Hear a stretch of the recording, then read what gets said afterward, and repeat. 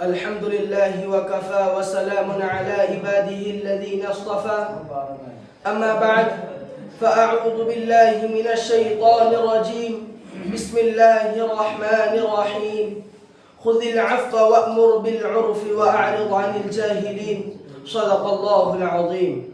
آزمائش صدف ہے تو ثابت قدمی اس کا موتی، آزمائش پھول ہے تو ثابت قدمی اس کی خوشبو، آزمائش لفظ ہے تو ثابت قدمی اس کا معنی. صدف بغیر معنی کے، پھول بغیر خوشبو کے، لفظ بغیر معنی کے اپنے اندر کوئی کشش نہیں رکھا. برادران اسلام، آقا صلی اللہ علیہ وسلم کا مرتبہ سب سے بلند، آزمائش بھی سب سے مشکل، مصائب کی بوچھار انگنت، آقا کا رتبہ سب پر آیا. ان تمام آزمائشوں سے آپ بھی گزرے جو آپ سے قبل انبیاء علیہ السلام نے برداشت کی تھی.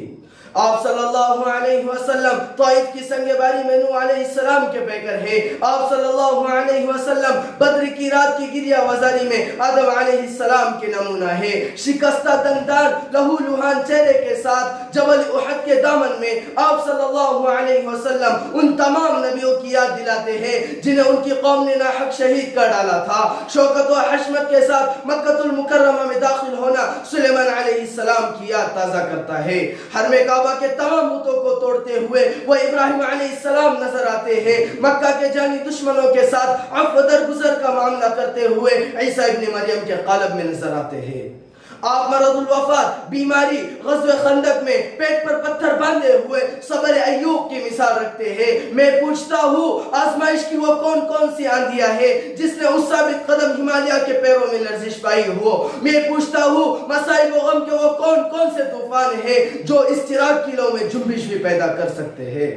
دشمنوں نے گالیاں دی، تالیاں بجائی، راہ کو خاردار کیا، کوڑا کرکٹ پھینکا، ستایا، دھمکایا، مارا، گلے میں فندہ ڈالا، ساحر کہا، شاعر کہا، جادوگر کہا، شعبت عباس کہا، بائیکاٹ کیا، گھر سے بے گھر کیا، حتیٰ کہ شہر بدر کر دیا. مگر ہر مصیبت و آزمائش کی بھٹی سے کندن بڑھ کر چمکی.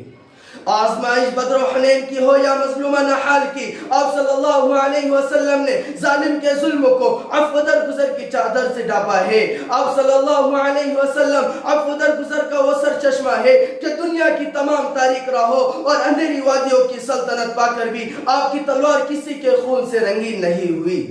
میرا نبی وہ ہمدرد و غمخوار ملنسار ہے کہ لا تثریب علیکم اليوم اذهبوا انتم الطلقاء کہہ کر جانی دشمن کو پروانہ عافیت عطا کیا ہے.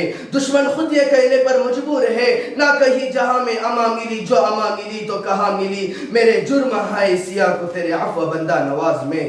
میرے نبی صلی اللہ علیہ وسلم کا ایسا عفو درگزر، ایسا عفو درگزر، بوڑھوں کو معاف کیا، جوان کو معاف کیا، بچے کو معاف کیا، عورت کو معاف کیا، کافر کو معاف کیا، دیہاتی کو معاف کیا، ظالم کو معاف کیا، حتیٰ کہ دندان مبارک شہید کرنے والے کو بھی معاف کیا. یہی نہیں، قربان جاؤ میرے نبی صلی اللہ علیہ وسلم کے عفو درگزر پر اپنے چچا حمزہ کے قاتل کو بھی معاف کیا.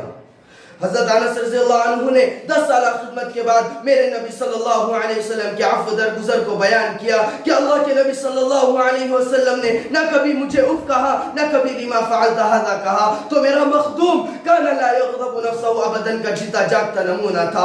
یہ کون ہے؟ یہ کون ہے؟ یہ والضحى کے چہرے والا، یہ واللیل کی زلفوں والا، فکان قاب قوسین او ادنی کا مقام پانے والا. عسى ان يبعثك ربك مقاما محمودا، مقام محمود کو شرف بخشنے والا، رحمت للعالمین کا لقب پانے والا، شہید، مبشر، نذیر، داعی الاللہ، سراجا منیرا، مزمل، مدثر، طه، یاسین، حاشر، عاقب، فاتح، خاتم، ماحی، محمد، احمد. یہ کون ہے؟ یہ کون ہے جس کی رسالت کی قرآن نے قسمیں کھائی؟ یاسین والقرآن الحکیم انک لمن المرسلین. یہ کون ہے جس کے اخلاق کے بارے میں میرا رب قسمیں کھا رہا ہے؟ نون والقلم وما یسطرون.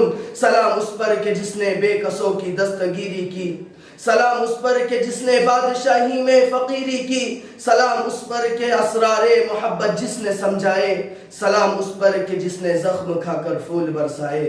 وآخر دعوانا ان الحمدللہ رب العالمین.